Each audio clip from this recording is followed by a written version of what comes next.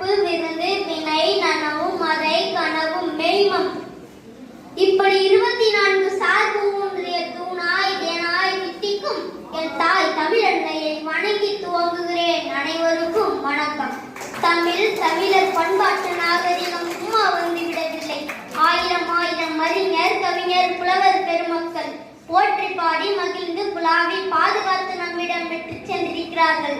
நற்றினை குறுந்தொகை ஐங்குறுநூறு கலித்தொகை அகநானூறு 10 புறநானூறு பரிப்பாடல் திருமுருகாற்றுப்படை பொருநாற்றுப்படை சிறுவானாற்றுப்படை பெருமானாற்றுப்படை மலைபடுகிறான் குறிஞ்சில் பாட்டு முல்லைப்பாட்டு பட்டணப்பாடை நெடுநல்வாடை மதுரை கஞ்ச நாலடியார் நான்மணிகளிகை இன்னார்பதி இனியவை நாற்பது திருகடுகம் ஏலாதி முதுமொழி காஞ்சி திருக்குறள் ஆசார கோவை பழமொழி சிறுபஞ்ச மூலம் 550 570 திணைமொழி 50 திணைமாலை 150 கைநிலை கார் 40 களவழி 40 இப்படி எண்ணற்ற படைப்புகள் சொல்லி மாளாது என் தமிழ் சொந்தங்களே.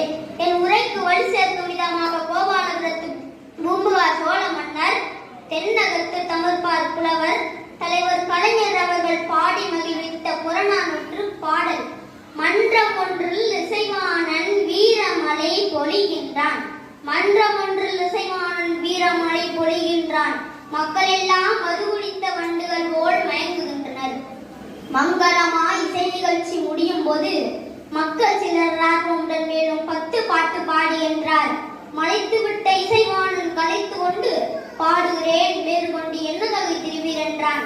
வெடுக்கென ஒரு புலவன் எழுந்து நின்று விடையறித்தான் 8 தகை தருவதாக 10 பாட்டிக்கின்றார்.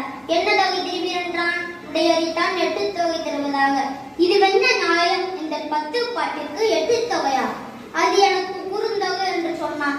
ஓஹோ, ஐங்குறுநூறு வேண்டுமா என கடிந்தார் புலவர்.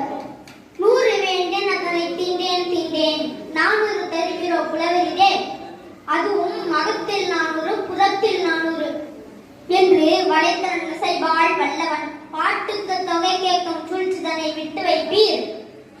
பசுபால் தருவோம் தொண்டைக்கு, தேவையினில் முப்பாலை தருவோம் பாடிடுக என்று சொன்னார்.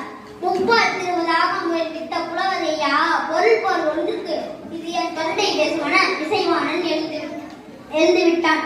பொருள் ஒன்றுக்கு நீண்ட வீரர் கலைந்து எழுந்தேன் நெடுநல் வாடை பட்டதாலே தொன்மை முன்மை மேன்மை என்மை